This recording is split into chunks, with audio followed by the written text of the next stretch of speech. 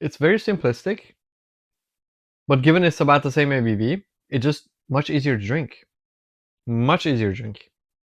And being an easy drinking, high ABV whiskey is one of the signs of things that you look for, right? You want something that's really high proof, but plays tricks on your minds and doesn't seem so high proof.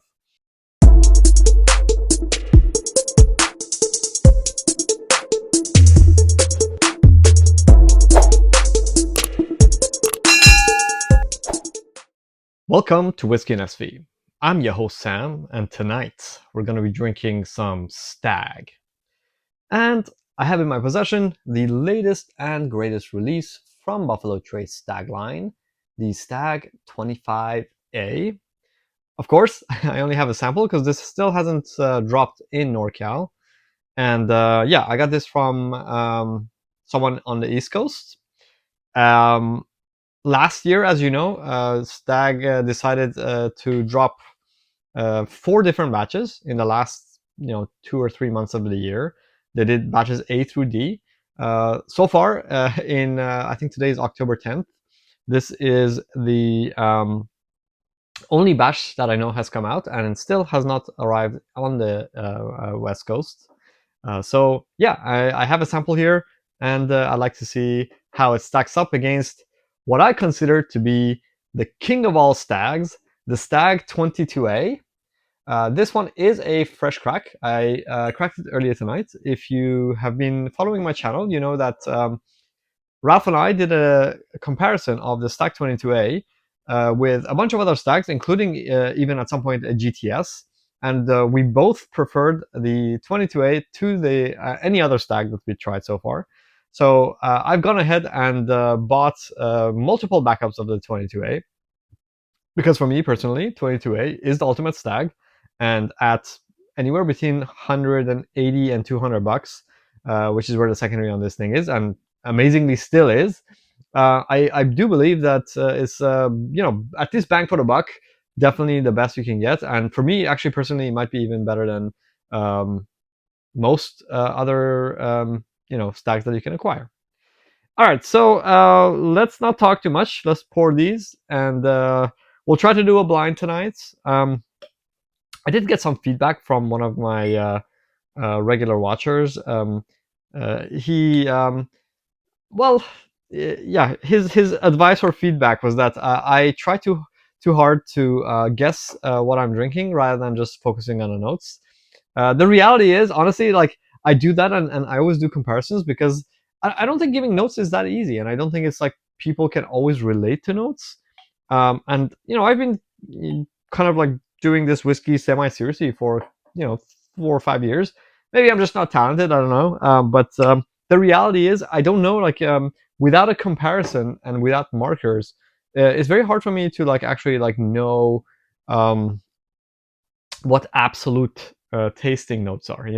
My tasting notes are always not always, but most of the time are sort of like um, comparative, right? That's why I always do comparisons.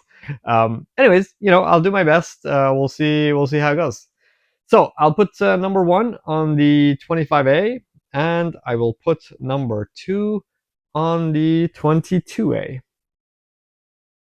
And let's do a shuffle using our trusty turntable. And we'll see how it goes. Yeah, so yeah, as I was saying, the Stagg batches that come out every year is very different. Many years they only came out with 1 or 2 batches, and then last year was, I think, the most by 4 batches, and all of them were sort of mediocre. So I'm really curious to know that this year with this new batch, if it's going to be one of the better batches, or just another mediocre batch. Given that it's the first drop of the year and maybe the only drop of the year, who knows? Um, yeah, maybe it'll be a really good one. Who knows? As usual, we will nose them first, give some notes, taste, give some more notes, tell you my preferences, guess which is which, and then we'll do the reveal. All right, let's get started. All right, so right off the bat, that is very sweet, with lots of honey notes, some berry notes, a good amount of sort of nice rick housey oak notes. Yeah, very recognizable Buffalo Trace Mash Bill 1. It has a hint of grassiness to it as well, which usually I associate with youth. Um, I do get that a lot on Stags, but I'm getting a little bit more than usual in this one. Yeah, uh, smells a mix of sweet honey and like jalapeno peppery and grassy notes. Okay, the grassiness obviously is not as much as like what you would get from a Frey Ranch bourbon, but yeah, slight hint of grassiness. All right, let's try the second one. Ooh, this one is significantly mm, denser and darker than the other one. The sweetness is more pronounced, less of the grassy notes. Overall, it comes across as slightly more enjoyable, I think, on the nose. Yeah. All right, let's go for the taste. Interesting. That's quite enjoyable. It's the flavors here are tending more towards like grape juice. Um, there's like honey, like sort of like honey that's been like spiced, and obviously oak. Not a lot of caramel, to be honest. It's more like towards honey and oak than caramel. Um, it didn't last as long as I was expecting. Interesting. It was good, but yeah, not sure. Nothing super memorable. Let's go to the second one for a stag at least. Okay. Ooh, this is significantly more spicy. Way more spicy. Hmm. Interesting. Way more lingering taste. Yeah. Overall, a much more happening experience. This was, I think, more easy drinking. By the way, the ABV on this one is 65.1, and the 22A is 66.1.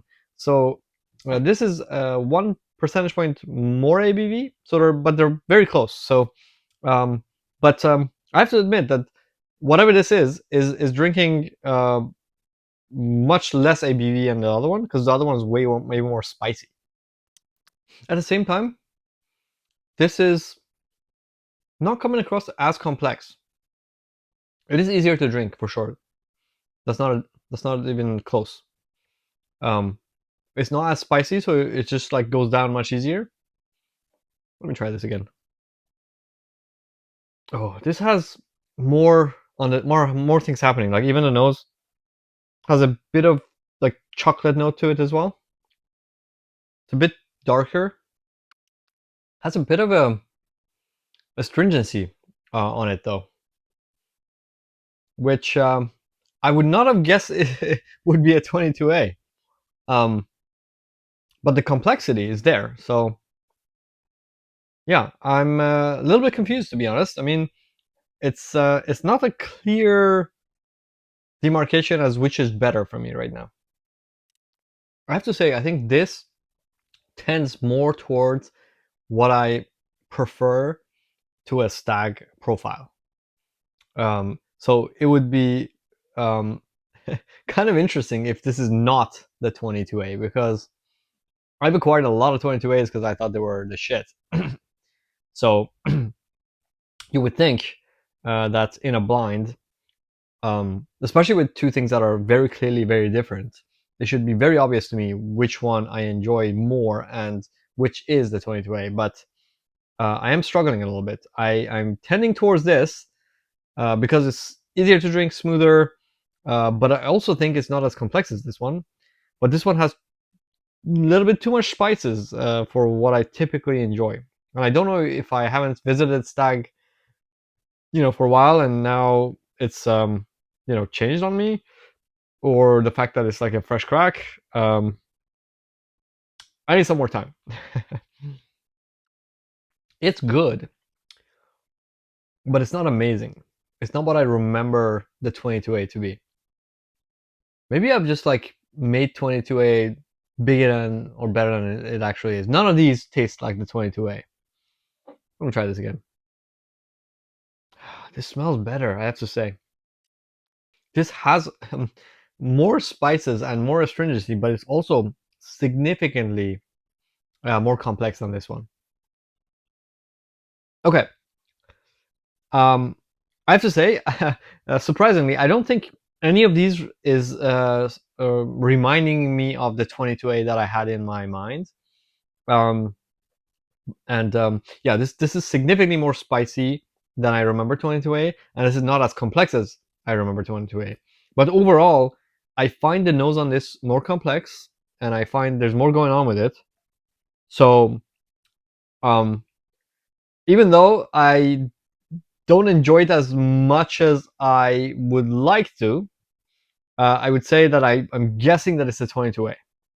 But I'm not confident in that at all, which is not great, given that I backed this up multiple times. All right. Anyways, let me do the reveal now. I'm going to guess that this is a 22A, and yeah, enjoyability a little bit too spicy, but let's see. All right, so this is number one. Okay, so this is the new one, which makes this number two, which is a 22A. Okay, my guess was correct, but it concerns me that I'm finding the 22A too spicy. Yeah, that is not how I remember 22A. I remember 22A being just really just a sweet, very sweet sort of whiskey, and yeah, this is definitely tending towards quite spicy and somewhat astringent notes. I have to say, given given what the spices that I'm finding in the 22A right now, I actually prefer I do prefer the 25A. It's very simplistic, but given it's about the same ABV, it's just much easier to drink. Much easier to drink. And being an easy drinking high ABV whiskey is one of the signs of things that you look for, right? You want something that's really high proof, but plays tricks on your minds and doesn't seem so high proof. And I think the 25A does that really well. Only 1 percentage point or 2 proof points less than the 22A, but just very, very smooth. Definitely not as complex, but very, very smooth. Yeah, so there you have it. I think the 25A is actually a really nice batch. I wouldn't mind actually having a bottle. Obviously, I'm going to get one for the collection if I can. But actually, I may open one and just spend more time with it because I do think that it's one of the best batches they've put out so far. I should probably compare the little bit I have with something else just to be sure. But yeah, for now, I guess this has gone long enough. So yeah, I'm going to call it. Thanks for tuning in. I hope you find that somewhat interesting, and I'll see you next time. Cheers.